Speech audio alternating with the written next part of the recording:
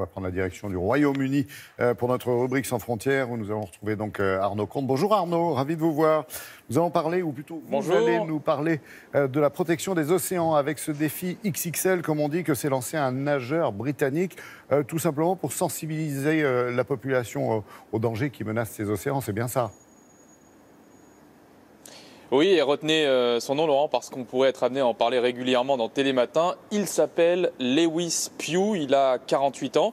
Il est avocat de formation et depuis 30 ans, il a une passion, c'est la natation, la nage d'endurance. Il a fait ça toute sa vie et à la différence de vous, c'est que quand l'eau est un peu froide, lui, il ne nage pas avec une combinaison, mais simplement avec un petit maillot de bain, court, un bonnet, des lunettes. Et c'est parti, il traverse tous les océans de la planète et récemment il s'est lancé un défi, c'est traverser la Manche. Alors beaucoup l'ont déjà fait du nord au sud, il y a moins de 40 km, c'est déjà énorme et c'est déjà un sacré pari sportif. Mais lui, il a fait encore davantage, il s'est lancé le pari de traverser la Manche de l'extrémité ouest de l'Angleterre à l'extrémité est. Il n'y a pas 40 km, il y en a beaucoup plus, il y en a plus de 500. Ça lui a pris des jours et des jours. Alors, il ne l'a pas fait pour la gloire, quoiqu'un petit peu. Il l'a fait, vous l'avez dit, pour sensibiliser sur la pollution sous-marine. Je vous en ai déjà trop dit. Regardez ce reportage réalisé par Maxence Peigné avec le regard bienveillant d'Anto Filippi. Baroudeur des mers et défenseur des océans, le nageur Lewis Pugh a déjà parcouru toutes les eaux du globe. J'ai nagé dans tous les océans les plus dangereux du monde. L'océan Indien, l'océan Pacifique, l'Atlantique, dans tous les endroits de la Terre.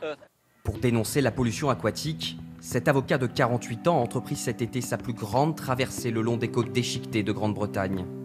560 km de la Cornouaille à Douvres, l'Angleterre dans toute sa largeur et sa splendeur, par tous ses caprices aussi. Pour Lewis Pugh, protéger la vie sous-marine est le combat de toute une vie. Un combat contre lui-même aussi, contre l'épuisement et la douleur. J'ai une douleur ici, une autre là, et une autre ici. Ce sont des journées extrêmement difficiles. Je suis émotionnellement et physiquement épuisé, comme toute mon équipe d'ailleurs. Il nage aussi bien de jour que de nuit. Il ne s'autorise que quelques instants de répit à bord du catamaran qui le suit en permanence.